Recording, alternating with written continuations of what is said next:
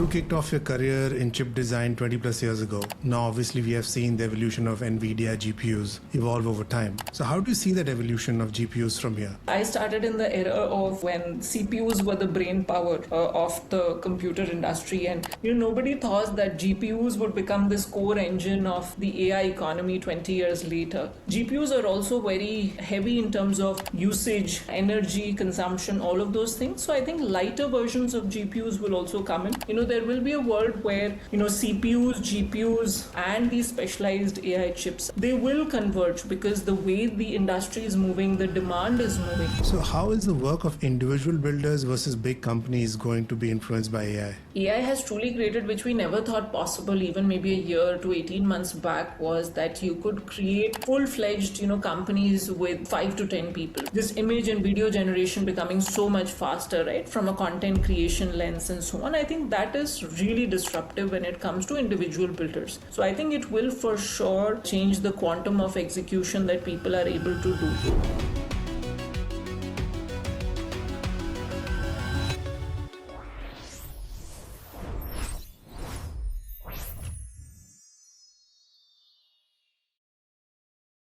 My next guest on the 1% project is Vasuta Agarwal. In a world where most people optimize for stability, Vasuta has built her career by doing just the opposite. From starting her journey in chip design to advising CEOs at McKinsey, helping scale InMobi through multiple phases of growth, and now leading revenue at Gyani.ai. She has consistently made decisions before the future became obvious. In this conversation, Vasuta shares the frameworks behind her biggest career moves, why she believes the best time to leave a role is when you become too comfortable, what she learned from spending 13 years inside one of India's most successful technology companies, and how AI is reshaping careers, leadership, and the future of work. We also explore a surprising theme that runs through her entire journey: how an introvert became a revenue leader, why trust matters more than influence, how to process failure, and why the ability to keep learning may be the single most important skill of the next decade. Whether you're navigating a career transition, building a company, leading a team, or trying to stay relevant in the age of AI, this episode is packed with timeless lessons on decision making, growth, and reinvention. If I have to ask you, you're an introvert, extrovert, or an ambivert, how would you term yourself and why? I would term myself as an introvert. Why I say this is because I learned this during my consulting days in McKinsey, where all of us had to do this MBTI test, the Myers-Briggs test, which has these 4 characteristics. One of those is whether you're an introvert and extrovert. So before McKinsey, I wasn't sure what those terms meant, the introvert, extrovert ones. I just thought it was someone who was shy versus someone who was, outgoing. But what I got clarified was that it was actually about where a person derives their energy from.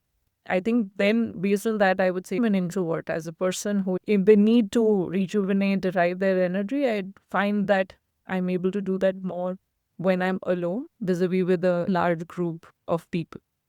And how do you translate that being so deeply connected to the extracurricular activities in your university days?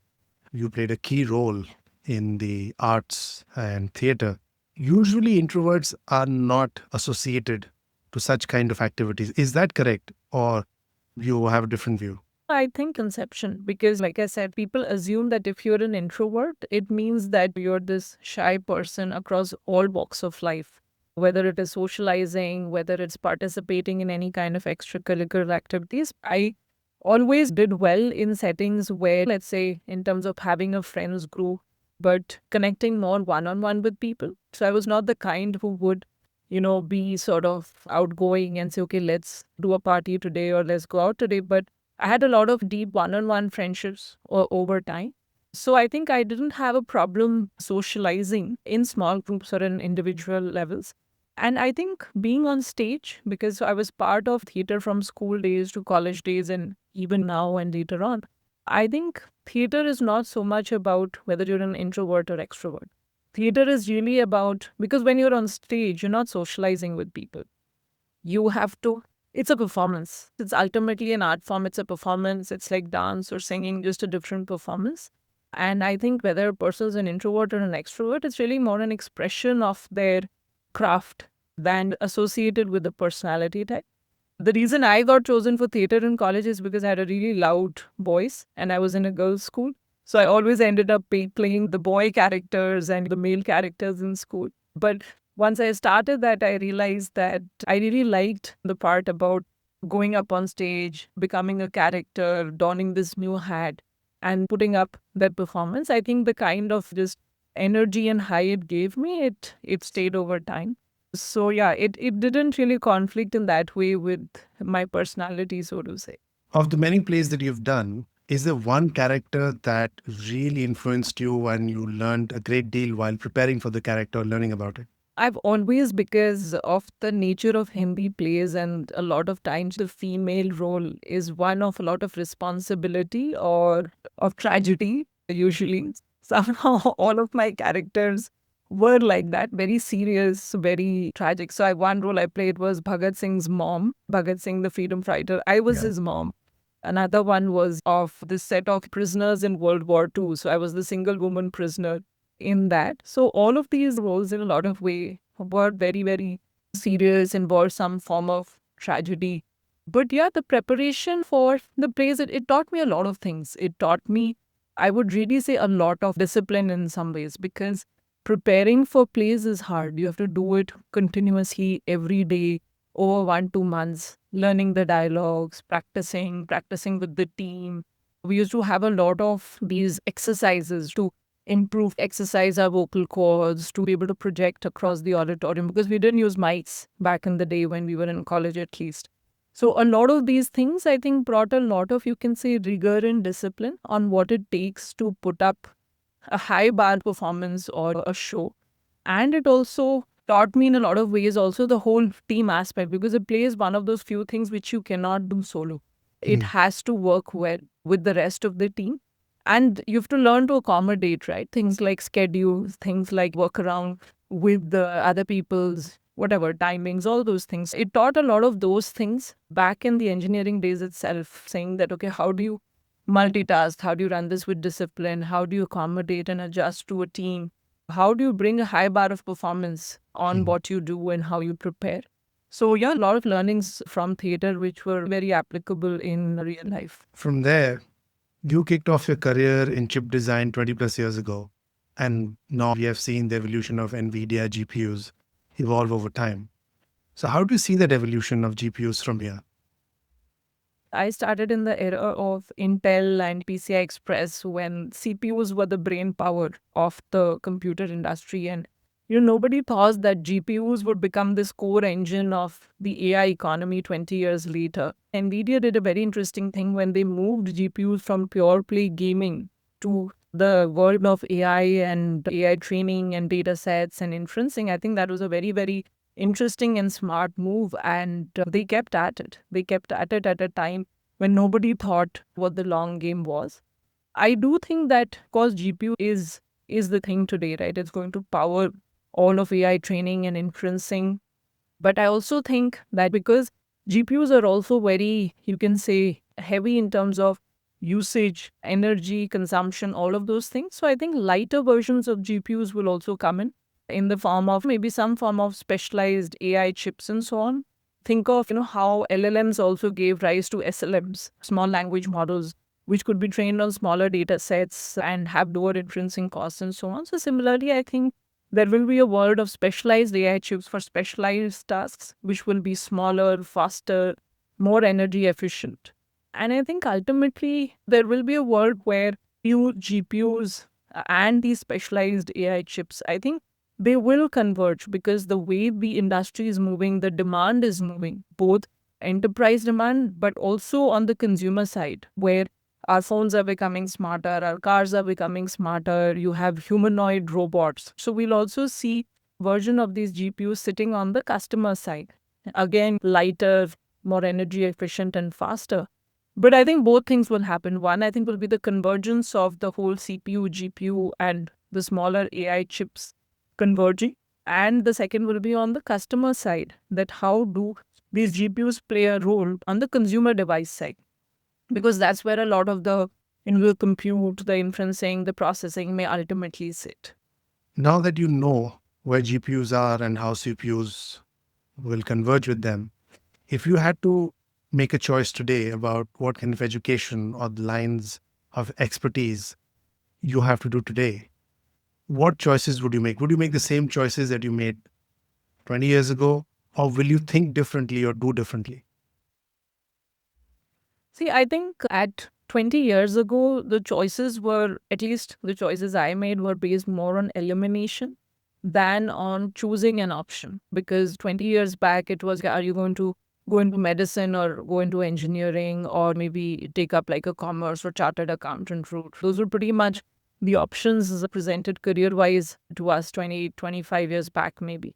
So I made the choice based on elimination that I didn't want to get into medicine or I didn't want to become a chartered accountant. But today, I think the number of options is really, really large. Like people can choose to be anywhere from the spectrum of a content creator to an AI data scientist with so many things in between, or, entrepreneurship. So I would choose maybe differently. I would choose based on what the world could be in the next 10 years, what is, a little bit more forward looking. That's how I also made my current role shift, thinking AI is going to be about the next 10, 20 years. So I would take a little bit more forward looking view, and obviously always on your ability to take the risk, that which again 20 years later I don't think I had the risk appetite. But today I think a lot of people coming for education or getting into the workforce, I think both the optionality and the appetite to take risk is far higher. So I would bring those variables into my decision making today. So, how is the work of individual builders versus big companies going to be influenced by AI? See, I think what AI has truly created, which we never thought possible, even maybe a year to 18 months back, was that you could create full fledged companies with 5 to 10 people, 5 to 8 people. So I think it's truly created the era of that you can build companies with AI. And I think that's a big shift when it comes to individual builders. Things like vibe coding or just creating product MVPs in days and weeks, or like this image and video generation becoming so much faster from a content creation lens and so on. I think that is really disruptive when it comes to individual builders. So I think it will for sure change the pace, change the quantum of execution that people are able to do. In building the companies and building businesses, it will change. But I think large enterprises at the same time obviously have the advantage, of course, capital and very deep pockets. They have the advantage of large distribution systems they've created, like the Googles and the Microsofts and the Amazons of the world, through their app stores or through their operating systems and so on. So there's a big advantage of that. They have full-fledged ecosystems of developers and users. So they have that scale and that capital advantage that continues to exist. And a lot of, I think, the foundational work around model creation, the AI infrastructure layer, I think those are things which still a lot of the large companies will continue to drive. But that should ideally benefit the individual builders. Not like, I don't think it's a competition. I think it will coexist and aid, because I think both need each other, the individual builders and the large corporates in that sense. That also leads me to ask, do you see that there will be a hard left turn or an S curve adoption of AI? While everyone obviously is talking about it and there's so much of continuous conversation, I think for enterprises and for large organizations, I think it is hard. It is not easy to move, for example, a legacy system or a legacy infrastructure or legacy workforce even. And a lot of the companies, enterprises, especially those are public listed or even let's say VC funded, they have pressure to show outcomes from their AI usage, which has not necessarily happened in every space. I do think that for large enterprises and organizations, we will probably see more of an S curve, because they will also have to continue to prove that this is working, not working, in instances, step back, and all of that before they move forward. So I think it will be a gradual S curve for enterprises. I think for individual consumers, it's a mixed bag. We hear of how people are using ChatGPT and Claude is like disrupting the mid to entry level roles in engineering and all sorts of things. So I think on the user side, it'll probably be It'll be quicker, I think, compared to obviously the enterprises, because the pressure to prove outcomes is lesser. It's more about trial and error and learning and showing smaller wins along the way. You are the chief revenue officer of an AI first voice company. What is your long term product vision for AI impact on human computer interfaces over the next 10, 15 years? Voice AI is at a very interesting intersection in that way that, it's of course AI, but it intersects with a very core human skill of voice or speech. So it becomes trickier in that way because that interface has to be very seamless. The human AI interface has to be very seamless. It has to be in the natural language of the user in that way because it's a voice AI tech. So I think in that sense, the vision is that this interface becomes, the human AI interface becomes as seamless as possible in whatever way the user chooses to interact. It could be voice, it could be chat, it could be maybe ultimately even gestures, who knows. But the human AI interface becomes as seamless as possible, obviously as real as possible, because AI obviously has its share of hallucinations and all those things. So how do you increase or improve that accuracy over time? By training on the right data and also unbiased data, because that's another problem that AI faces today, is that some of the data sets could be biased and so on as well.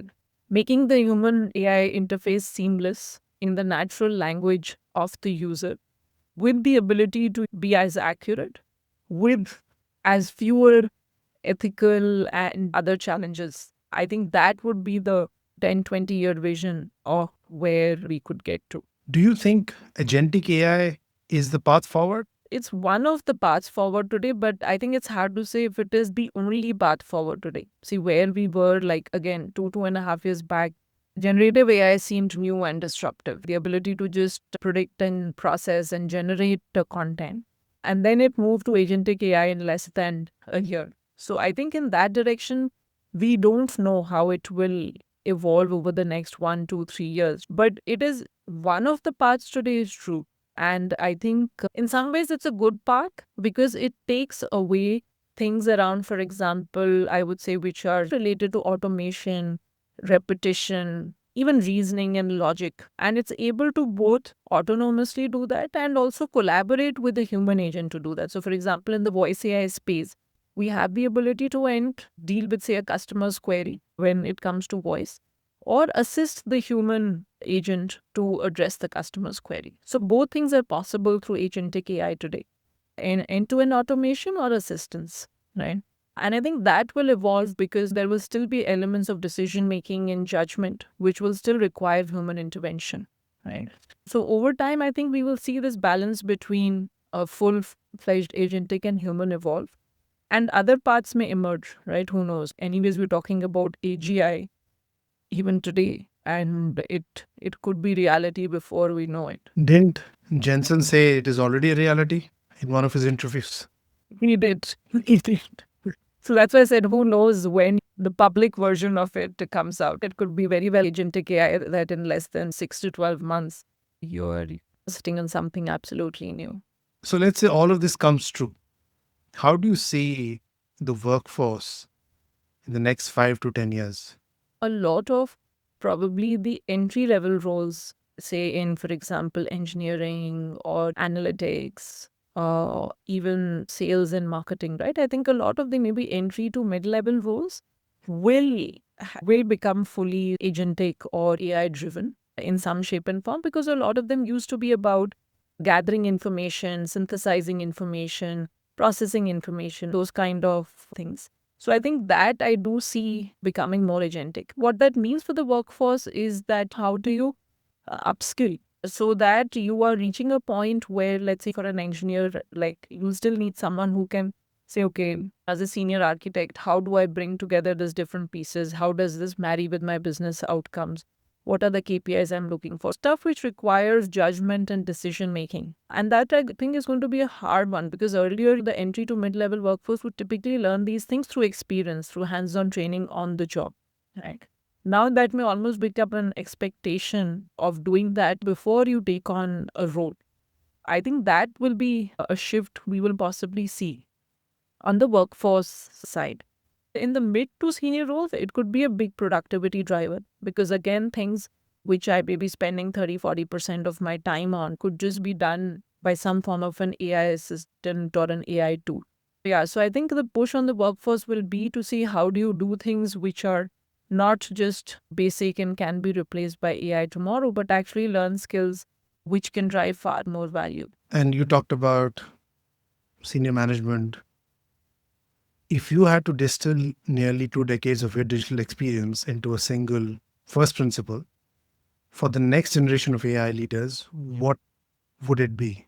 I think you have to be okay to keep learning. I think it was true earlier, but it is truer today than ever, is that you can never assume that I now know enough or I have now learned enough. I don't think that applies anymore in any role or in any level of the organization. For example, when I joined AI about 2 months back, I absolutely could not come in thinking that I know how, let's say, GTM is run in an AI first organization, know what the product looks like or what Agentic AI looks like or how it works. I had to go, and I still am doing that, go into the trenches to figure out from first principles. What does the GTM take?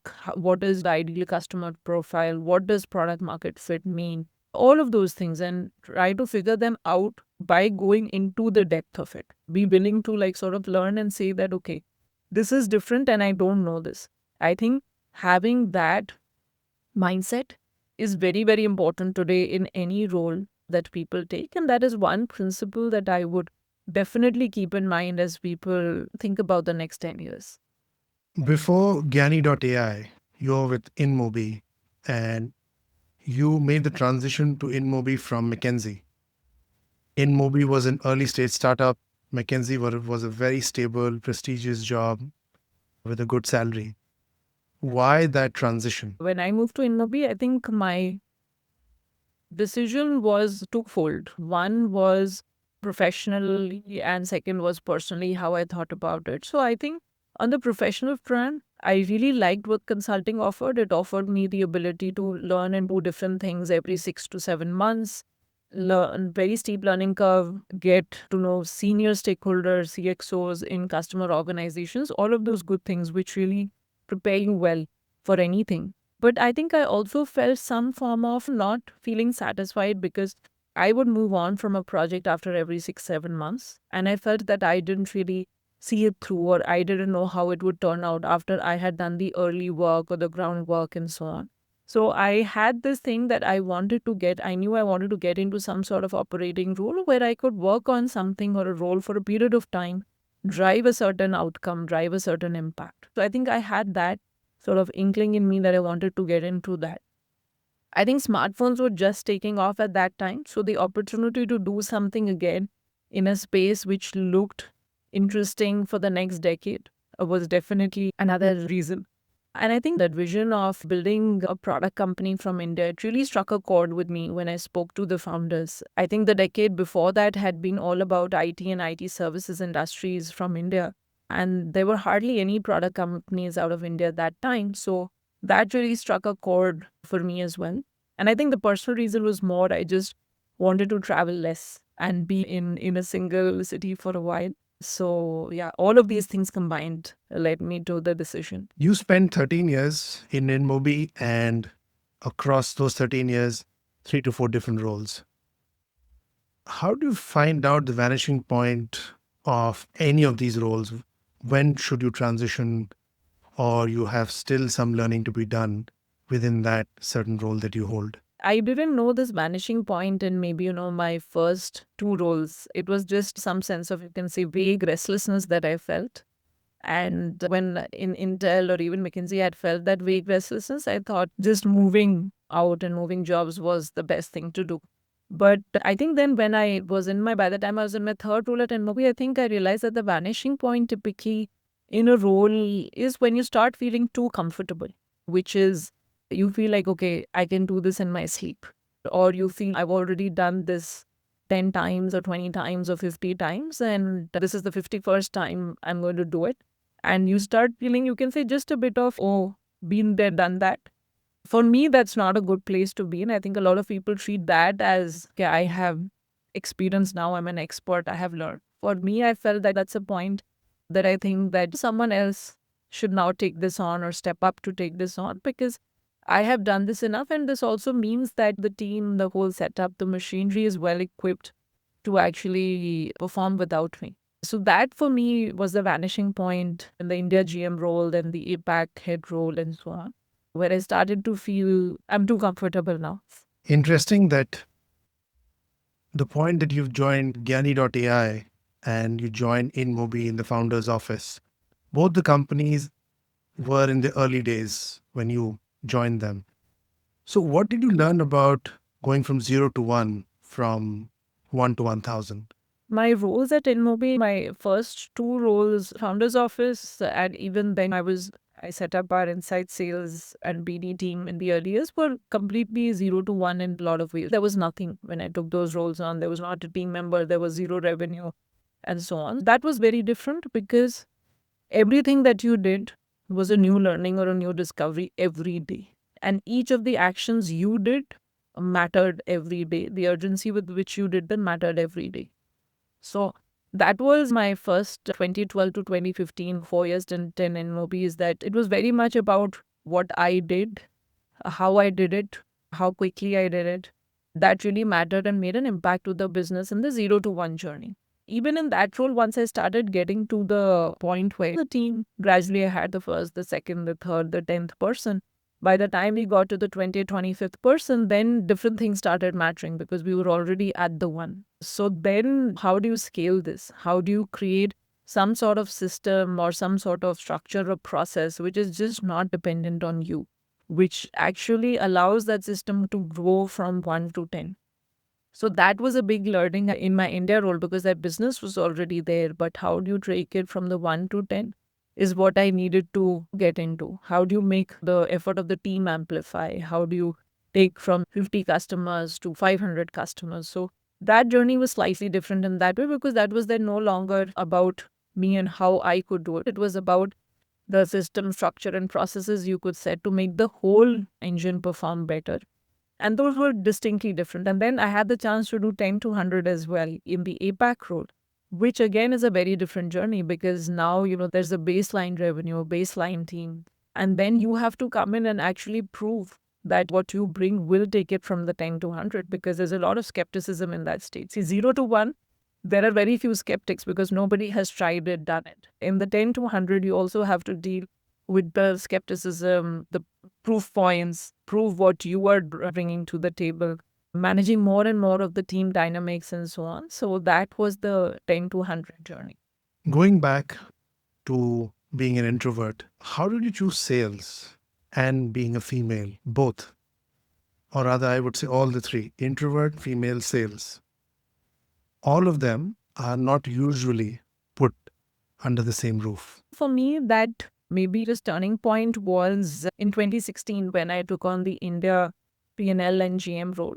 So I didn't take it thinking that, I honestly didn't take it thinking that the customer facing or the sales part of it is what was the core of the role. I took it on as a role which created true top line impact for the company or on a metric that mattered to the company. Because I realized that when you are in a front-facing P&L role, those roles are really the roles which matter to the company because of the number they hold and also the influence that comes then with it. So I took on that role with that notion, not really thinking that I will have to go and speak to 50 customers.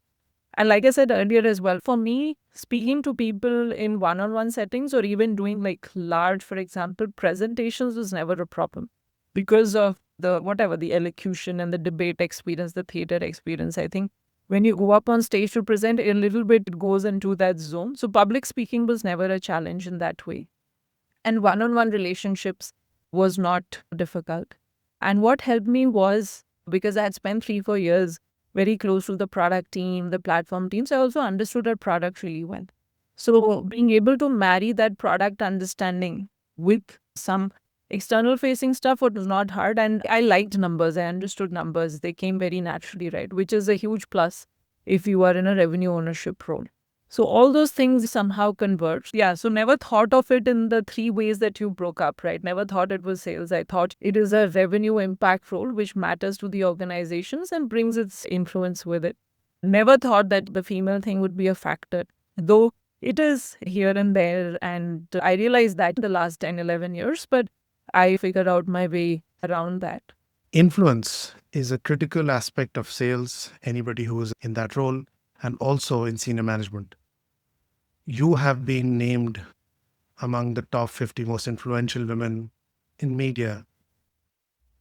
How do you define influence personally? I think, see, influence or the ability to drive influence for me, I think a big foundational part of it is trust. Do people trust you? And if people trust you, then your ability to drive influence becomes far higher. And so that's something that I have always worked at or tried to work at the foundational level. Obviously, in my early years, it is harder. You are still building up your credibility through your work. You are still trying to show results and impact. So it takes time to build that trust and credibility.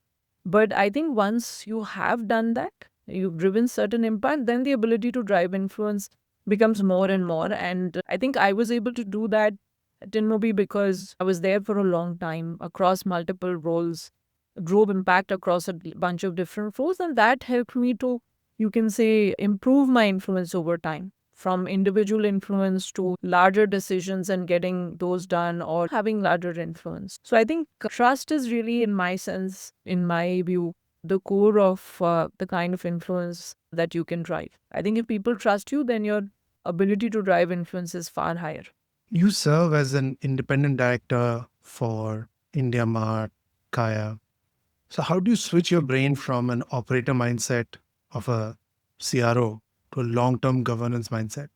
To do these roles for different organizations because when you're deep in the trenches of something, it's harder for you to zoom out and play that role. And so that's why I see the value of why people have independent directors and boards from very different organizations and walks of life, because it gives a very different outside in perspective and questions that you are not even thinking of or anticipating.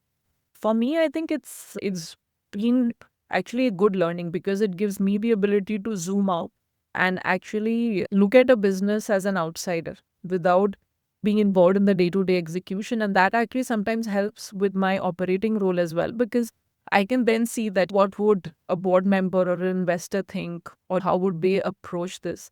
So I think playing those two roles alternately actually helps each of the roles, because then in the board hat, a lot of times I'm able to see where, let's say, the execution team or the management team is coming from for different things, and allows me to then be far more objective or far more probably better in terms of contribution to their roles as well. So that's been an interesting straddling across both. You sit in a lot of boardrooms, influential meetings, meet a lot of individuals who have exceptional experience, brilliance, as well as very strong opinions. And you may not be coming from their background or their industry. So in such situations, how do you manage yourself in sense of putting your point across and showing your point of view, which may conflict with theirs? One of the things that I at least like to do, or you can say it's more of my style, is that I'm a person who probably listens a lot in the first maybe part of a meeting, or there are multiple meetings in the first few sessions, and especially when there are new people and new viewpoints.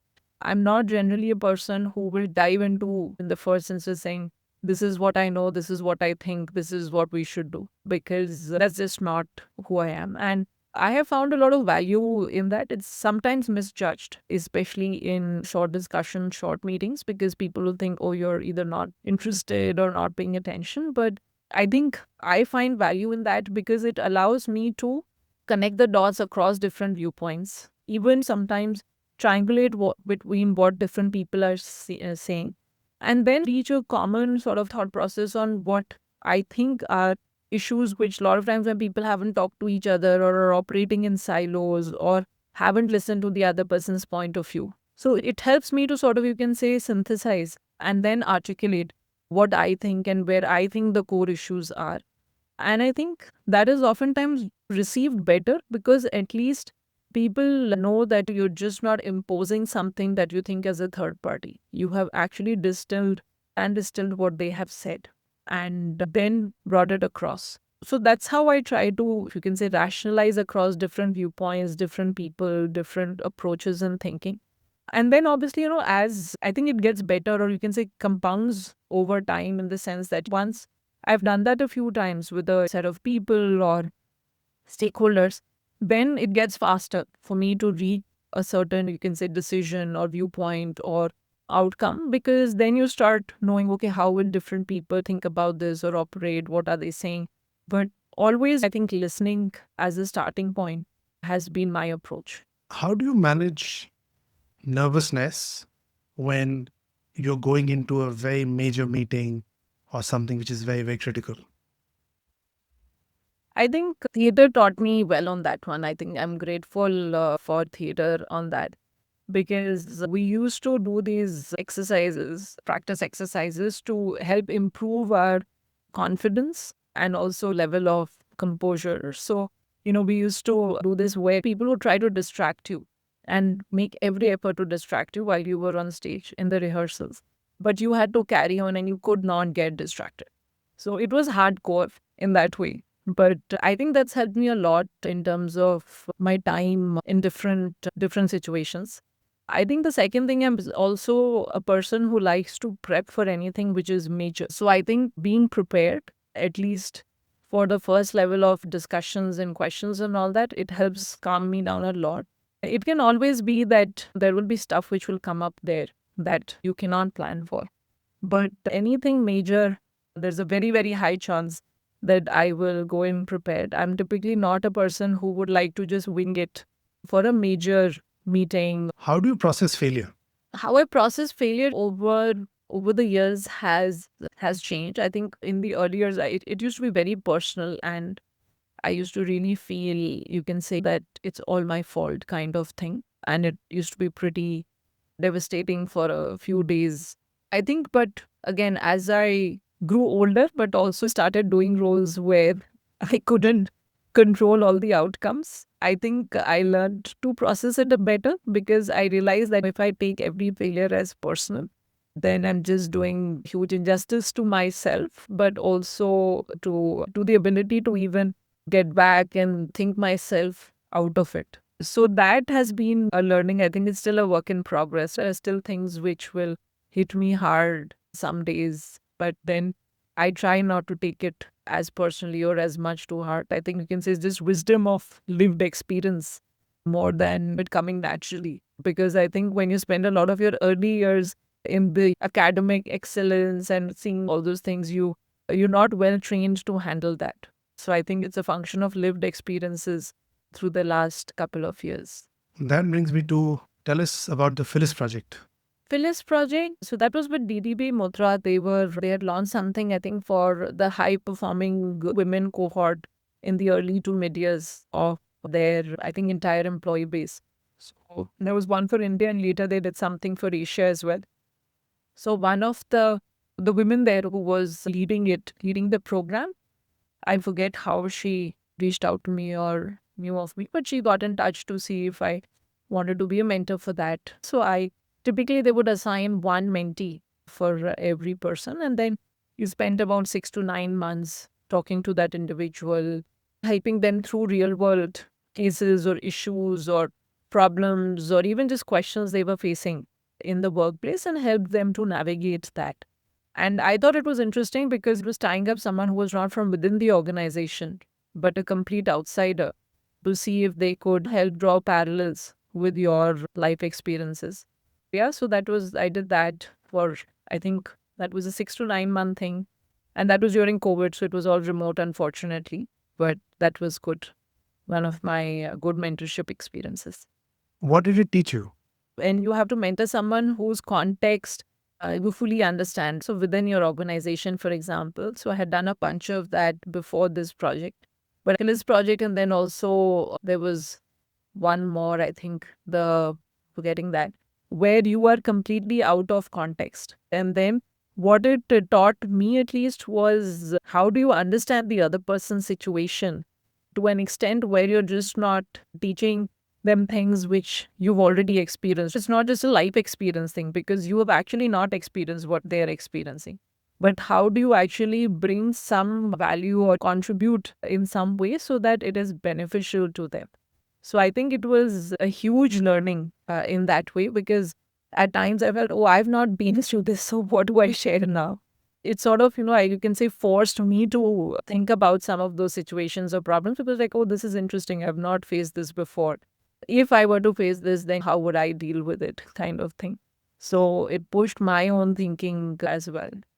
3 people. My dad, because he's always been a source of inspiration and always backed me with everything, no matter, what. My husband, because I've known him for 22 years now, maybe no closer now, sorry, actually 23 now. And I don't think I would have survived all of that I did in my adult life without knowing him or having him by my side. And I think my mom-in-law, I know you said 3, having 2 working women in the house as role models from like, I saw my mom in the 80s, which was very unorthodox at the time, but also my mom-in-law, I think having a working mom-in-law has also helped a lot because she understands and she empathizes and she wants to be there for all the difficult times. Yeah, I know it's very family driven, but somehow that's been my anchor through all the ups and downs. And I think I'm very fortunate to have that. 3 books. Books is very hard, Pratish. I've read so many different ones that, but for some reason, the first one which always comes to my mind is Little Women because I read it like 5 times during my growing up years in the school. I don't know what I liked about it. It was one of the early classics that I read, but somehow the again, women as core characters and how they shape different lives. I read all the sort of books after that as well, but Little Women, I think, from the early years. I think in between, it's a blur because of so many books, but I think more recent years, Indra Nui, interestingly, I read her This My Life in Full, I think 2 years back when it got released. Very relatable in a lot of ways, obviously not at that level, but I think just the dual roles and the things that you do on a daily basis to make it happen, I think that was relatable in some ways. Third, I can't think of right now because I've just last 6 months has been like a blur and not had the chance to read anything. So I'm not able to think of anything right now. Sorry, drawing a blank on the third one. And before we close, what does success mean to you? What does success mean? I think, again, it's evolved over time. There was a time I think success was about just the career growth, getting to the next level, larger charter, larger set of responsibilities. Then I think when I became a mom 5 years back, then it also became about surviving the professional and the personal. But yeah, I think now success to me it's I don't know, it's hard. I feel it's maybe overrated. I think success it's a different meaning for every individual. For me it is some harmonious coexistence of the professional and the personal. I won't say balance. I consciously won't say balance because I don't think a balance is something that's possible or easy to achieve today, but a harmonious coexistence of the professional and personal where you feel professionally fulfilled about what you're doing. And I feel that in the roles I have done or do, and you're able to spend time personally on the things that you want to, whether it is kids or your hobbies or travel or whatever. So having the time to spend on that and feeling professionally fulfilled, I think that to me is success. Maybe it's an older worldview now compared to when I started out 20 years back. But again, it's a wiser worldview of success. Brilliant. Vasuta, that's a great place to close the conversation. Thanks for being on the show. Thank you, Pratish. Good being here today. You can find the show notes for this episode and every other episode on 1%.live. If you enjoyed this conversation, share it on social media and leave a review. See you next time.